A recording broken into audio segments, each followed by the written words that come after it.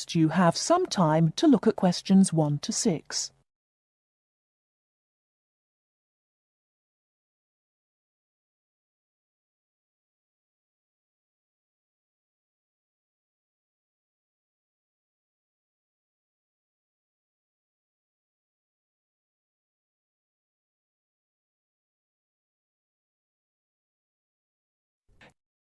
Okay, everybody, welcome back to the new term. I hope you've all had a good break and that you're keen to start on your research project. What I'd like to do this morning is to give you a chance to ask questions about the project, requirements, ways of approach, how to get help if you need it. Today is informal. It may be already written on paper, but it's nice to have an opportunity to have it confirmed. So, any questions? Dr. Archer, is there a confirmed due date yet to hand it in?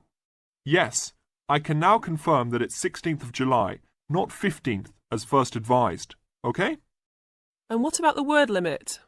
Well, there is some flexibility on this, but in general it's 8 to 10,000 words. Ah, I see. And you can choose your topic, anything from years 2 and 3. Yes? I still can't work out what I want to do it on.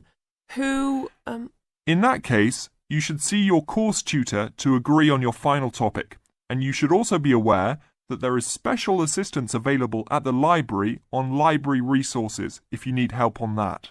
Can I just check on the deadlines for everything? Certainly. Look, let me write it on the board when each stage should be completed.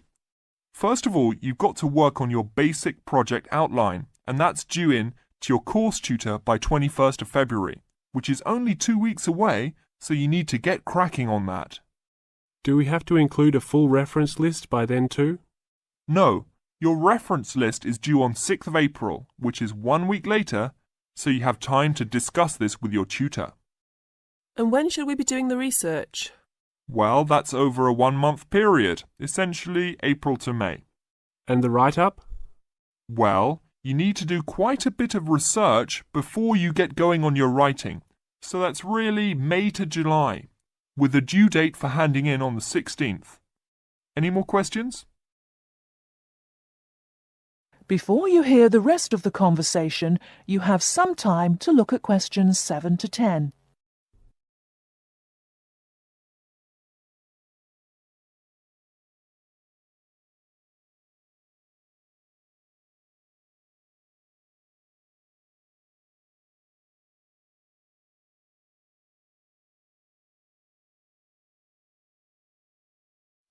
Now listen and answer questions 7 to 10.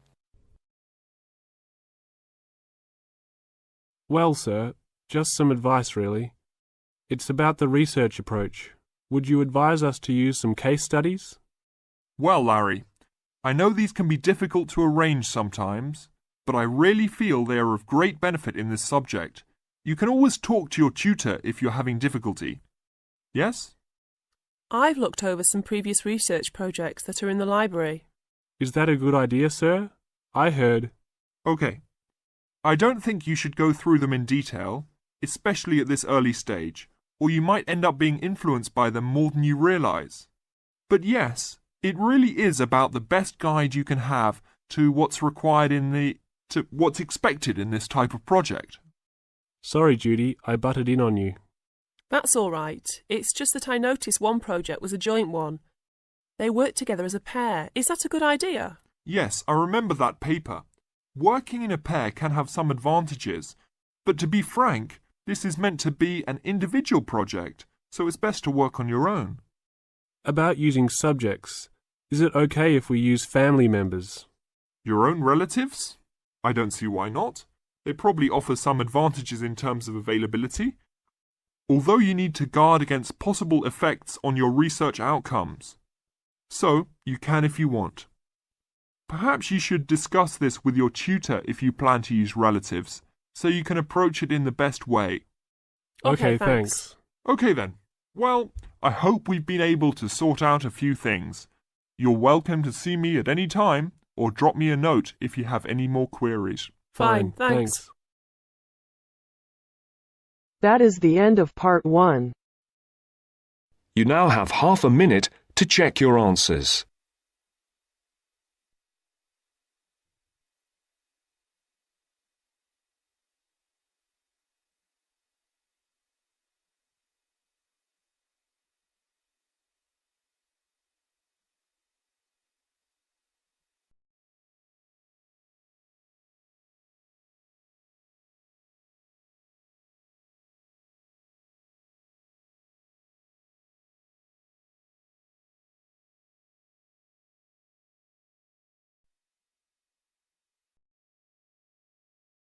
Now turns to Part 2. Part 2. You have just arrived at the student hostel where you will live during the term. The manager is explaining the rules and another student is asking questions. Listen to the conversation and complete the form. First, you have some time to look at questions 11 to 16.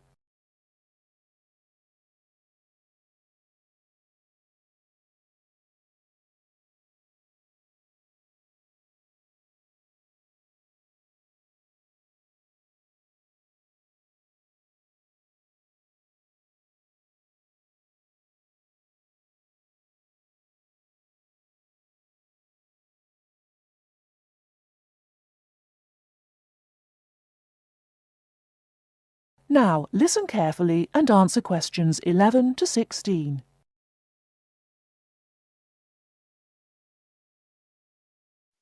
Excuse me, I want to ask you about the charges for meals. Are they the same as they were last year? No, I'm afraid they're not. We've managed to keep most of them the same, but we've had to increase the charge for breakfast. How much is it now?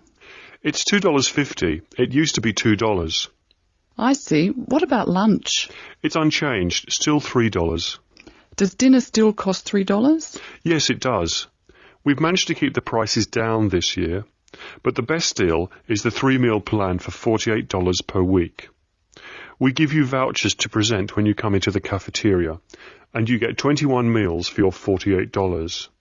That works out to a little more than $2 a meal. The 2-meal plan is also at last year's rates of $36 per week. We give you vouchers for that too. My sister was in this hostel before me. I'm sure the hours for breakfast used to be longer. Yes, they were. They used to be 7 to 9:30, but to keep our expenses down, we made them 7 to 9. Lunch is the way it was, though. Hold on. Dinner, 6 to 7:30. Isn't that a change? Yes, it is, and in fact the form is wrong. It used to be 5:30 to 7:30, but now it's 6 to 8 p.m. 6 to 8 p.m. That's good. So, which plan would you like? I'd like to think about it, please. I need to check my lecture schedule. Before you hear the rest of the talk, you have some time to look at questions 17 to 20.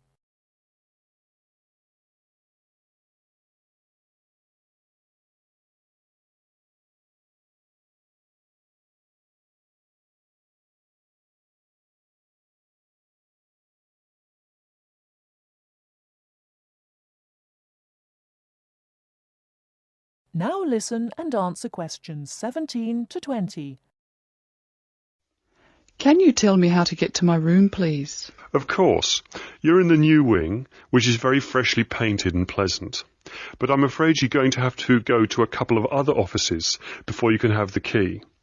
You're in the admissions office now. Leave this office and turn right and go to the end of the hall. The last office is the fees office, where you can pay the balance of your room deposit. They'll give you a receipt. Okay. After you've been to the fees office, come back past admissions. You'll see a very large room at the northwestern corner of the building. You can't miss it. That's the student lounge, and if you go in there, you can meet some of the other students and see who'll have a room near you. That's good. Can I get a cup of coffee there? Yes, there's a vending machine in the corner. Then go to the key room, which is opposite the lift and next to the library. Show them your receipt, and you can pick up your key there. My luggage was sent on ahead. Do you know where I should collect it? The box room is next to the women's toilet. You'll have to get the key from the key room. Thank you. That is the end of Part 2. You now have half a minute to check your answers.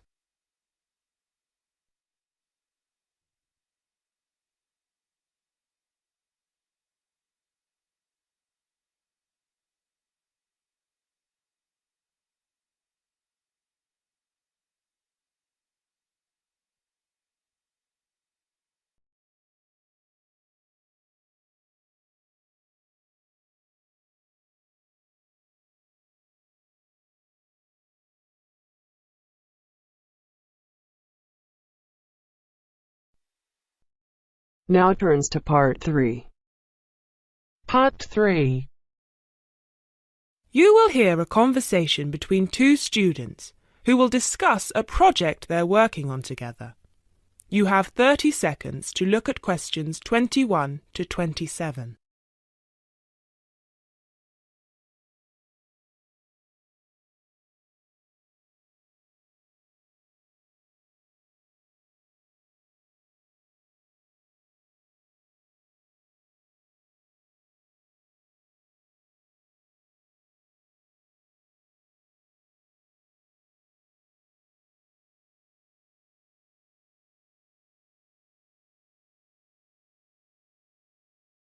Hey Jess, glad you could make it.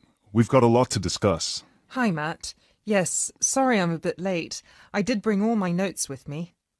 Yes, me too. Where shall we start? Well, I think it would be a good idea to clarify our objectives just one more time. Yes, good idea. Okay, here we are.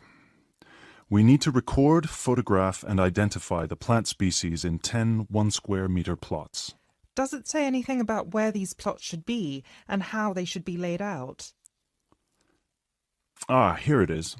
It says that all the plots need to be no more than 10 meters apart.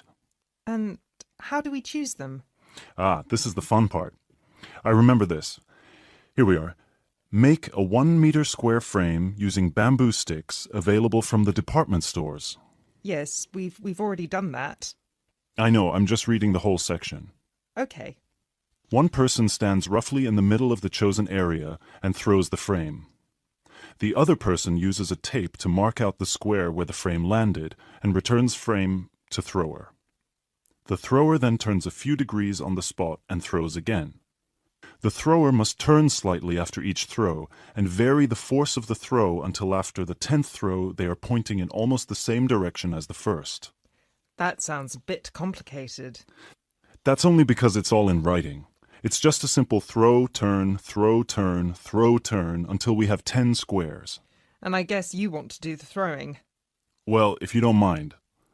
I'm sure you'll be more accurate at marking the squares. Yes, I am sure I am, and I'm sure you've got a stronger throwing arm.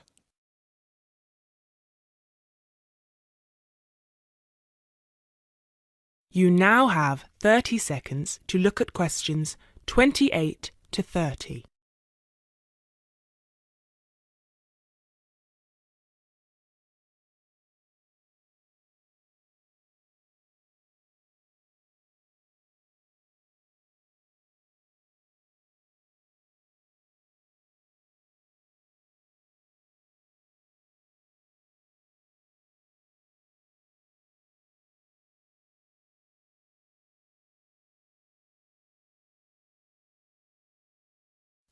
Okay, good. We've got that sorted. Now we need to decide where to go.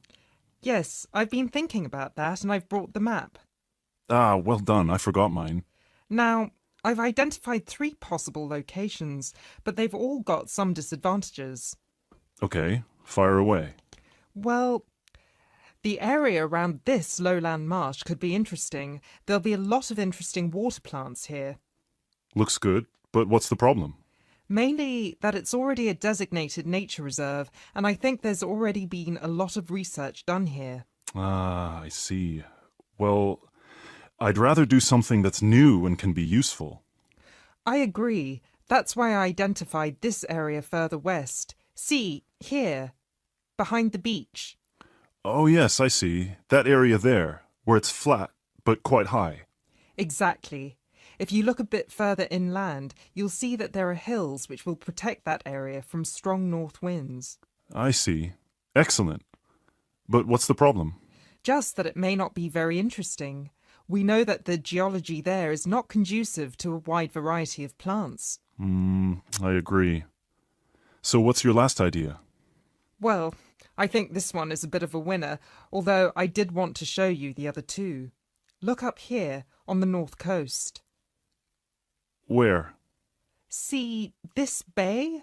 Well, I know that there's been quite a lot of studies done here, but a bit further to the east, behind this headland.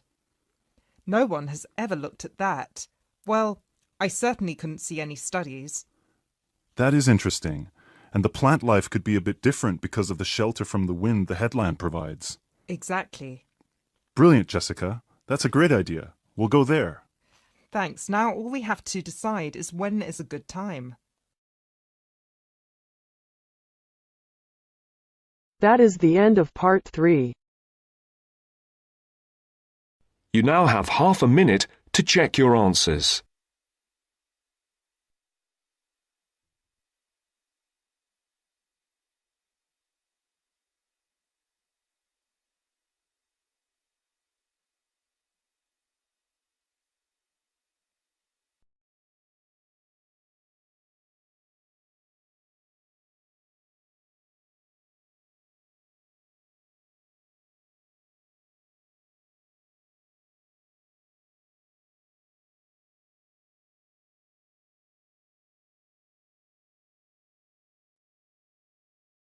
Now turns to part 4. Part 4. You will hear the speech made by Mr. Samaranch on the opening ceremony of the Olympic Games. Listen and complete questions 31 to 40.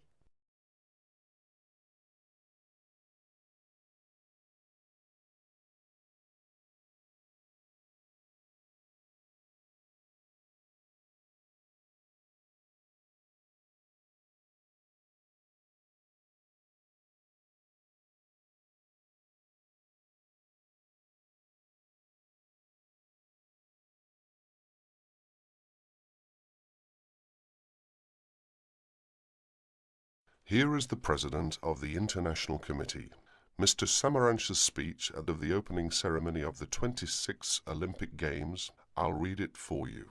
On behalf of the International Olympic Committee, it gives me great pleasure to welcome you to the Games of the 26th Olympiad, Sydney 2000. The goal of the Olympic movement is to contribute to building a peaceful and better world by educating youth through sport practice, without discrimination of any kind, and in the Olympic spirit. In the spirit, nations and youth of the world come together every 4 years to celebrate the world's largest sporting festival. SOCOG has organized these sporting competitions in consultation with the international federations responsible for each sport. This is through nomination of technical officials, specification of technical requirements, and the cooperation with IOC and SOCOG on venue and other preparations. We thank each international federation for their vital efforts in the preparation of these Millennium Games. The Sydney 2000 Olympic Games is also the centenary of women's participation. With a record number of events and disciplines for women at the Games, the Olympic movement continues to recognize and support the vital role of women in sport. As we embark on a new millennium, it is the Olympic Games that will continue to unite the world and celebrate humanity.